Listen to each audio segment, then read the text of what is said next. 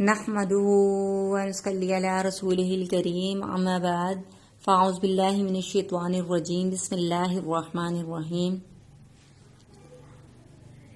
آج میں آپ کے ساتھ سخت سے سخت پرانی سے پرانی نظر بد کو ختم کرنے کا وظیفہ بتاؤں گی۔ نظر بد حقیقت ہے، اس کا لگ جانا برحق ہے۔ حضور اقدس صلی اللہ علیہ وسلم نے فرمایا کہ میری امت کی کثیر تعداد نظر بد کے لگ جانے کی وجہ سے موت کے منہ میں جائے گی۔ رسول اللہ صلی اللہ علیہ وسلم نے فرمایا اگر کوئی چیز تقدیر پر سبقت لے جانے والی ہوتی تو وہ نظر بد ہوتی، اس لیے نظر بد کو معمولی سمجھنا نہیں چاہیے۔ تجربے کے مطابق نظر بد جادو سے بھی زیادہ سخت اثر رکھتی ہے، اتنی بری ہے کہ اونٹ کو بھی ہانڈی میں پہنچا سکتی ہے۔ یعنی نظر لگ جانے کی وجہ سے اونٹ کو پھر ذبح کرنا پڑ جاتا ہے۔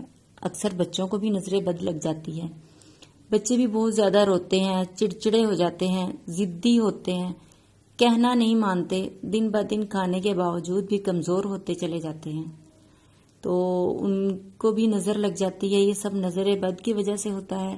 حضرت اسماء بن امیس رضی اللہ تعالی عنہ نے آپ صلی اللہ علیہ وسلم سے گزارش کی کہ بنو جعفر رضی اللہ تعالیٰ عنہ کے بچوں کو نظر لگ جاتی ہے، کیا میں ان کو دم کر سکتی ہوں؟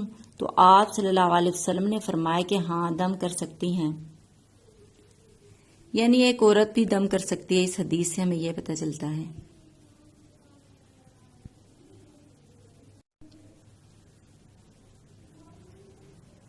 اللہ تعالیٰ اپنے نبی حضرت یعقوب علیہ السلام کا یہ واقعہ بیان فرماتے ہوئے ان کا قول بھی ذکر فرمایا۔ قرآن پاک کی آیت ہے وَقَالَ يَا بَنِيَّ لَا تَدْخُلُوا مِن بَابٍ وَاحِدٍ وَادْخُلُوا مِن أَبْوَابٍ مُتَفَرِّقَةٍ، اے میرے بیٹو ایک دروازے سے داخل نہ ہونا بلکہ مختلف دروازوں میں سے داخل ہونا، اور یہ سب احتیاط کے طور پر ہے، کیونکہ میں اللہ کے حکم اور معیشت کے سامنے تم لوگوں سے کسی چیز سے بچاؤ نہیں رکھ سکتا۔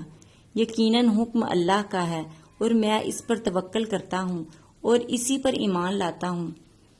اس آیت شریفہ کی تفسیر امام ابن کثیر رحمۃ اللہ علیہ نے لکھی ہے کہ حضرت یعقوب علیہ السلام نے اپنے بیٹوں کو نظر لگنے سے خوف زدہ ہو گئے تھے، کیونکہ ان کے بیٹے خوبصورت، خوش نظر، حلیے والے اور خوش منظر تھے۔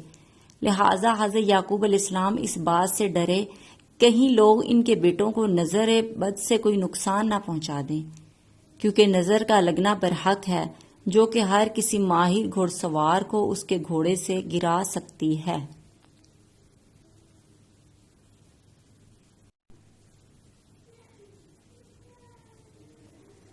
اور دوسری روایت میں آتا ہے کہ حضور اقدس صلی اللہ علیہ وسلم فرماتے ہیں کہ نظر بد سے بچاؤ کرو، پھر نظر بد سے بچنے کی دعا بھی سکھاتے تھے۔ اعوذ بکلمات اللہ التامہ ومن کل شیطان وہامہ ومن کل عین لامہ۔ یہاں حضور پاک صلی اللہ علیہ وسلم پناہ مانگ رہے ہیں کہ میں اللہ کے کلمات کے ذریعے پناہ مانگتا ہوں شیطان مردود کے وساوس سے اور ہر موذی چیز سے اور ہر بری نظر سے۔ صحیح بخاری میں آتا ہے کہ نبی کریم صلی اللہ علیہ وسلم حضرت حسن رضی اللہ تعالیٰ عنہ اور حضرت حسین رضی اللہ تعالیٰ عنہ کو نظر بد سے بچانے کے لیے یہ دعا پڑھا کرتے تھے۔ آپ نے فرمایا کہ حضرت ابراہیم علیہ السلام اپنے دونوں بچوں کو حضرت اسحاق علیہ السلام اور حضرت اسماعیل علیہ السلام کو ایسے ہی نظر بد سے بچایا کرتے تھے، یعنی ان کے اوپر بھی دم کیا کرتے تھے، پھونک مارا کرتے تھے ان کو بھی نظر بد سے بچانے کے لیے۔ پھر آگے یہ بھی بتایا کہ اکثر لوگ جو ہے مرچوں کے ذریعے نظریں اتارتے ہیں، حالانکہ یہ بات بالکل غلط ہے، یہ ہندوؤں کی رسم ہے، یہ ہندوؤں کا تاثر ہے۔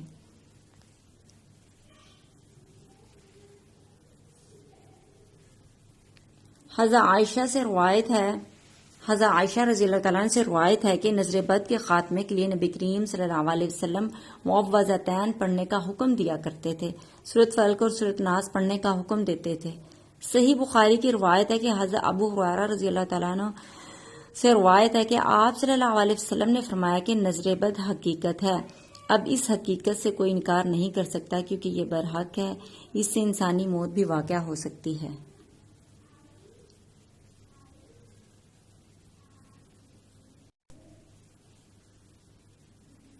اگر کسی کو نظر بد لگ جائے تو وہ 3 مرتبہ سورۃ فاتحہ، 3 مرتبہ آیت الکرسی اور 3 مرتبہ ہی درود شریف اور 3 مرتبہ سورۃ قلم کی آخری 2 آیتیں پڑھے.